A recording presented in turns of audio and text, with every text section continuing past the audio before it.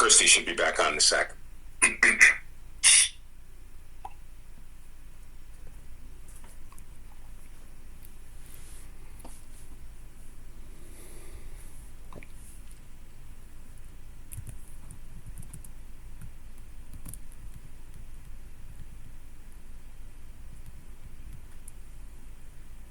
Oh, sorry, they're in the waiting room.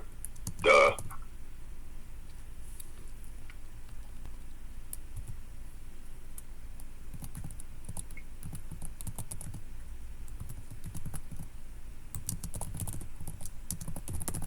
Okay. So there may be a couple of more questions from my colleagues that we want to move through, and then we'll hear just brief closing statements from each side.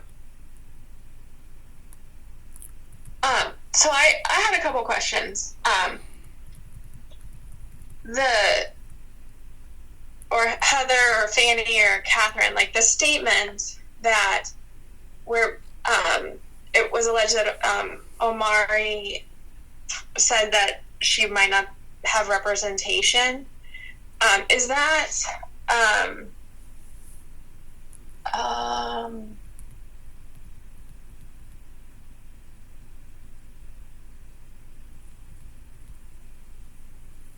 is that in?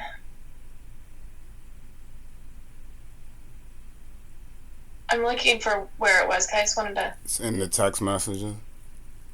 Is that what you're talking about? He confirmed with us in our conversation that he did tell Ms. Harris that he wasn't sure if LAJC would continue to represent Ms. Davis if she was bad-mouthing the organization. And I do believe it is in one of the text messages that Omari shared. I think it was in one of the ones Omari shared. I just want to pull it up.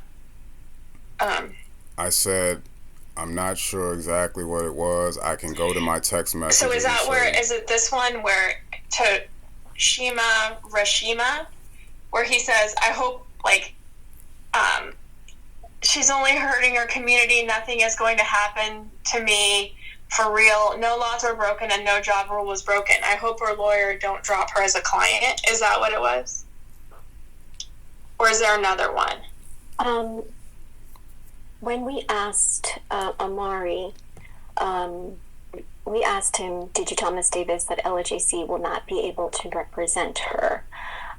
In that line of questioning, that is when he said that he was, it was a convo with Ms. Harris or another resident, he said, that had this conversation, believe with Ms. Harris, that she'll probably go tell legal aid everything. If she goes and tells them that she's bad-mouthing legal aid, they will probably not represent her. And that was from that was from my specific notes. Okay. And then that was also further validated by the text messages that Omari submitted. And it's the one text message where he says, I hope they don't drop her as a client. And did there's another one? Sorry. I believe there's another message that refers to damage control. I'll try to pull it up. But it's the same line of thought about minimizing the fact that she's talking about his conduct. But the one you read, Christy, is the most direct message about the representation specifically. So, Omari, when you wrote the text message, I hope that they don't drop her as a client, what did you mean by then? Were you meaning, like, what was your intention behind writing that? I thought that when Legal Aid became aware that she was defaming Legal Aid, she was naming Legal Aid on her videos and everything, I thought that Legal Aid might say, oh, I don't know if I thought that they might be a consideration, you know, like, oh, she's defaming, like, I thought it was like common sense that people don't represent people that are like defaming them. Right. And so when you said, I hope they don't drop her as a client, what did you mean by that? I meant that I wanted her to still have her representation, and for it not to be, she's like, in my opinion, she's mentally unwell, and so I hope that she continues to have representation that is not impacted by, her spiraling or whatever behavior. Amari, what do you think would be a good resolution? What do you think would be the fair outcome of today's hearing?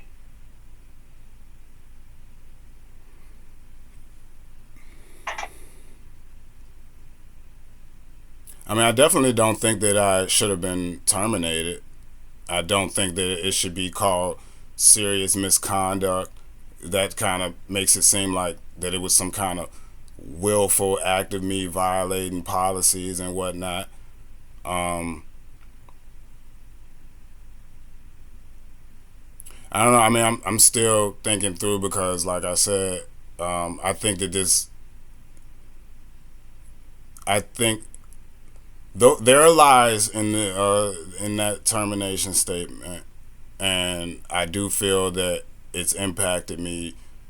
People know that I'm not working at Legal Aid anymore, and people know that Sylvia made those comments, so people just can assume that, oh, it's true because he doesn't work at Legal Aid anymore after this allegation. So I mean, I feel like my reputation's really been harmed. You guys are not even employed by Legal Aid, so I don't know who you guys are talking to, what other boards and stuff you guys may be on, and I don't know what the about a dozen people who those statements were sent to.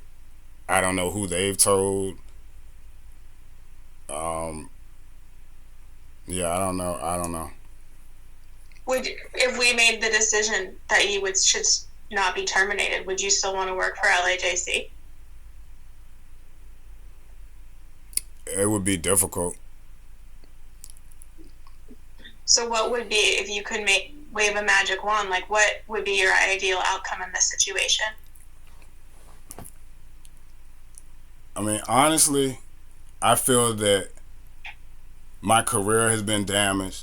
My credit, like all that I have is my reputation in the city, and that helps me to be able to, get the results that I get. And I feel like that needs to be repaired. I honestly do. And then Heather is also further lying here. I have the recording of the meeting. I know what I said and what I didn't say. So I just feel like it's very malicious right now. I don't know. I feel like I've suffered a monetary loss because of this. Like even things unrelated to, it's caused me problems with stuff even unrelated to Legal Aid. Like I have other, organizations that I work with and I partner with in the community on other things. I don't know. I'd have to give it further thought, but I have two follow-up short questions, if I may, Chrissy. Is that okay? I'm not asking you to share that recording of the meeting you made with Fanny and Heather, but I just want to understand again why you're choosing not to. Because at the end of the day, that was a conversation between the two of you, and you've said what your perspective is, and they've said what their recollection is. So essentially, it's gotten out. But because this is a hearing where you're challenging a termination that they've already issued, remind me again why you've decided that recording is not something you want to share. Because I think that it proves, it shows LAJC's defamation against me, and I don't want to give it to LAJC. Okay. I don't quite understand that, but I hear you. Okay. Why don't you want to share it with them? Because if it proves your case. because at the point where I would be presenting it to them, we would be involved in civil litigation. So I don't want to. I will send it to them at that point. Okay. And then I guess my other question more generally is, let's assume that I'm inclined to believe, broadly speaking, what you're saying, that, that you had some kind of interactions with Miss Davis that did not rise to the level in your mind that amounts to a sexual relationship, and that your communications with her did not, from your perspective, they were not intended to intimidate her or suggest that she would no longer be able to take advantage of legal aid's Yeah, because I didn't services. say that to her. I never even. Right, that's what I'm saying. Okay. Let's just say I buy that, right? Do you, in hindsight, look at this and say, despite all of that, I acknowledge I exercised bad judgment? Or do you look back and say, I actually think everything I did was a reasonable person would do, and looking back, I would do it again? Well, I guess obviously I wouldn't. Probably would, do some things differently. I think it does make sense. I don't know. I guess maybe it makes sense if I would have told my supervisor what was going on.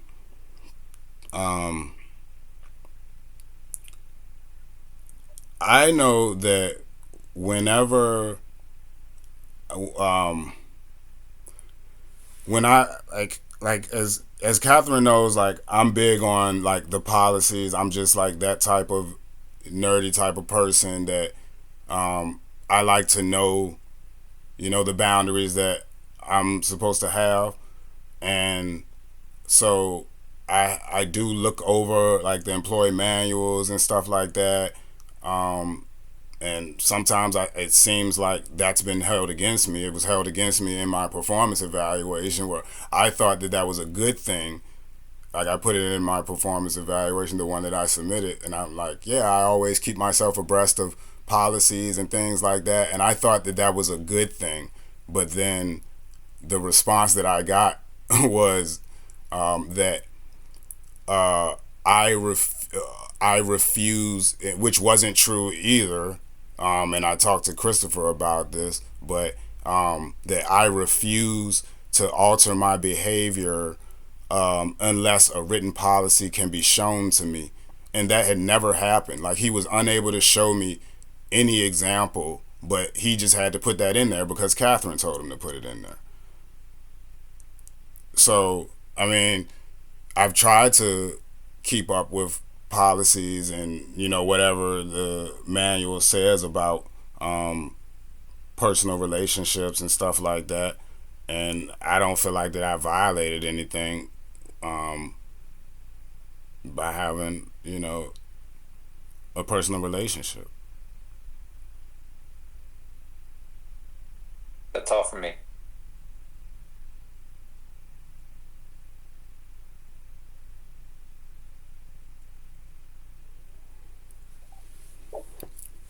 Okay.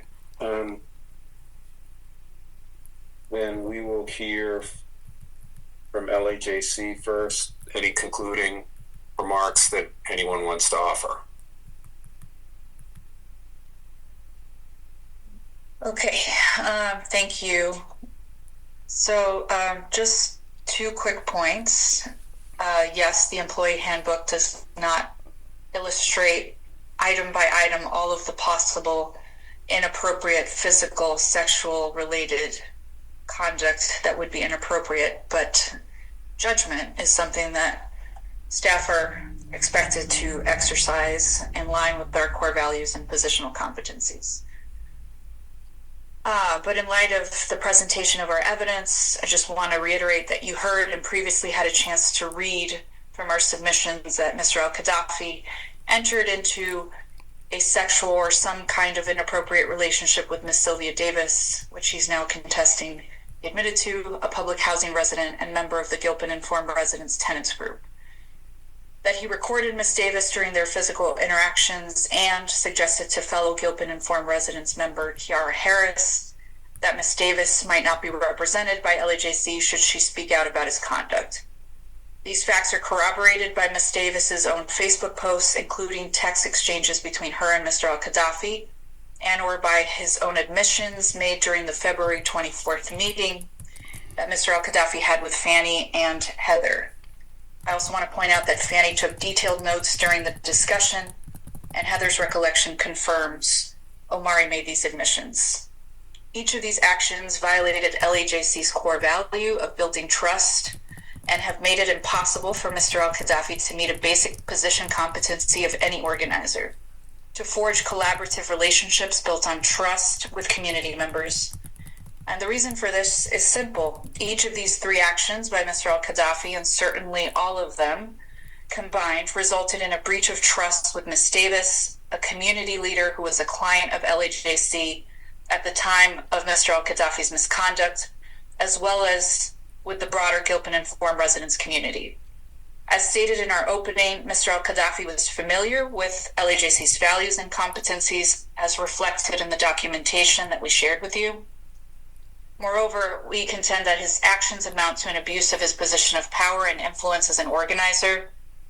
With respect to the misuse of power, we believe that Mr. Al-Qaddafi's statement to Ms. Harris that LAJC might decide to no longer represent Ms. Davis if she spoke out against him is especially problematic.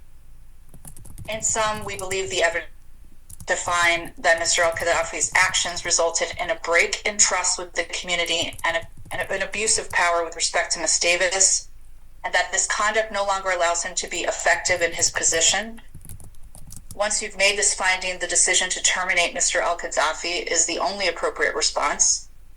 Further, this termination decision aligns with our prior practice of terminating the employment of others who, through their actions, breached the trust LAJC had built with community members for less egregious conduct, thus rendering them ineffective in their positions and unable to build collaborative relationships with community members. It bears mentioning that at no point did LAJC consider Mr. Al-Qaddafi's interactions with Jeff Jones Communications in making the decision to terminate him. We also think that this appeals committee should know that to maintain our relationship with the Gilpin and Forum residents and to further the group's goals and critically important organizing work, we have diverted resources away from other work. Both our Petersburg organizer and director of organizing have offered their time to take on the Gilpin work in addition to their own.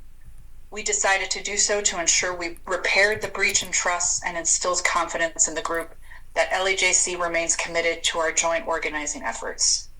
For all of these reasons, we ask that you affirm our termination decision, and we appreciate your time. Thank you. Thanks, Catherine. Omar, do you want to have a final say? Sure.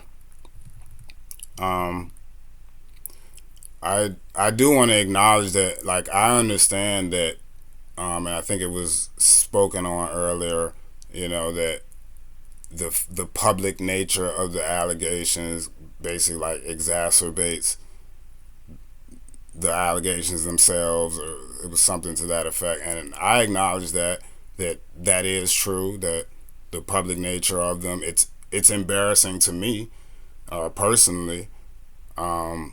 So yeah, I understand that. I just felt like, I just don't know why. Well, I don't know. It just seems like that there was no intention to really engage with me to see if the allegations were true. As you can see, Catherine saying that the allegations were corroborated by screenshots of alleged text messages, the ones that I told them that were edited and altered. I think that it was pretty much a sham investigation. I think that it was kind of pointed out, you know, that no one was contacted about it, no one to see Miss Davis's demeanor, her mental state. She's had a child that died. She has a paralyzed child right now. she's under a great deal of stress. So I don't know. No, it doesn't seem like any. I never said to Miss Harris that LAJC would no longer represent her. You can see in the text messages I said that I hope that that Miss Davis still continues to have representation. And I did say to Fannie in that meeting, I said, "Oh, I'm not sure exactly what I said, but I could check my text messages for you." I think that there was a rush to believe her, and that resulted in the malicious conduct from Fannie. When I saw the termination letter with the lies in it, I was just kind of wondering, like, why would Fannie do that? And then I went to AI and I put the termination letter in, and I put the transcript from that meeting in, and I said, are the statements in here true, and what's going on? And the AI figured that Fannie is retaliating because I undermined the HR process by requesting that independent investigation into the racial discrimination allegations. I felt like it was malicious and aggressive just based off of, like I said, the emails that were like, I wasn't even told the allegations. Then I was just thrown a Facebook link. The lies, like Fannie knows that those things are untrue because she was in that meeting. Heather knows also. I did not expect Heather to come in here and lie and say that I said that I said yes, I was in a sexual relationship with that woman. And I just feel like the statements were very prejudicial. I don't know why they were sent to the board that would oversee this appeal. I don't know why those lies would be sent out to you all. I mean, after they were already sent out to the staff. As far as like a loss of community trust, Kiera and I are still in conversation. Like, she just contacted me 3 days ago to get my feedback on a flyer that they were doing. Because there was a meeting last night about Gilpin, and I was asked if I was going to attend, and I said no, I can't go there. Like, Miss Davis might be there, and a friend of mine talked to Kiera there and said that Kiera was wondering why I wasn't there. Like, I should have been there. It's said in the investigation that Ms. Davis decided to not be represented anymore. I think we've shown that she's not credible. She misrepresented that on Facebook, on the social media post that I read to you all, where she's implying that she wasn't a part of that. So either she's misrepresenting that there, or LAJC is misrepresenting it. She lied and said she was kept out of meetings. Kiera was disputing her on that. So she's not credible at all. If it was a thorough investigation, that would have been found out. I never took advantage of her. I never treated her in any type of mean-spirited way, even when she was, spiraling, and I still was trying to lead with compassion and just be understanding that maybe that's what she really believes. I don't know. I've never been coached or talked to about what to do when a community member is pursuing you in a romantic way.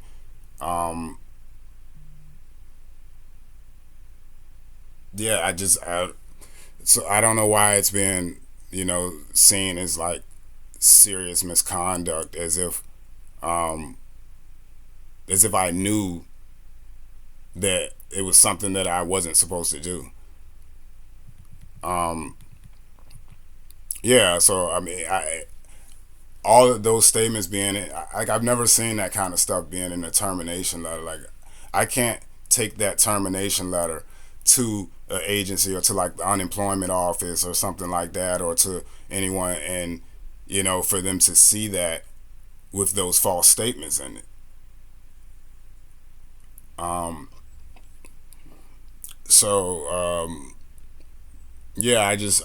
think that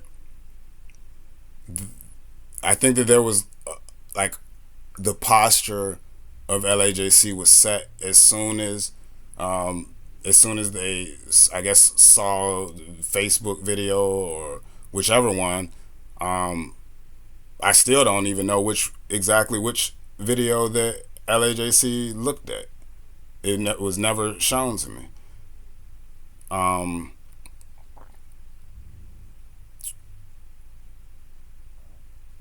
I think that them Fanny not checking with anyone to corroborate the allegations or even to corroborate my statements, I think that shows that there was a rush to judgment, that the decision had already been made.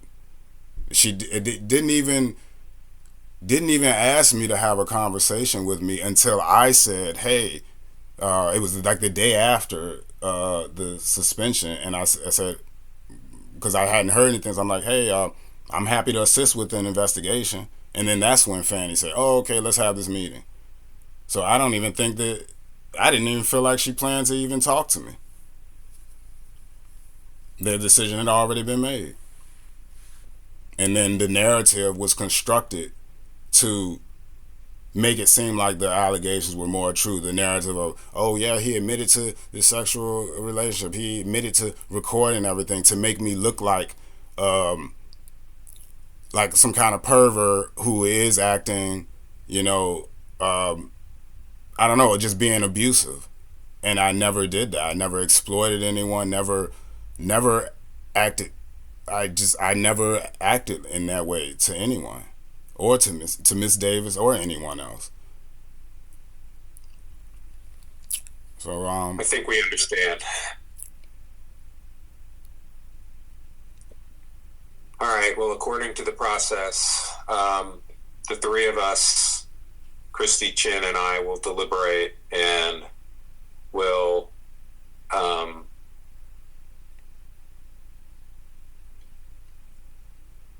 come up with a recommendation, a final decision that will be communicated to the parties by the close of business next Friday, April 3rd. We appreciate everybody's time. This is obviously a very difficult set of circumstances, and we'll do our best. All right. Thank you.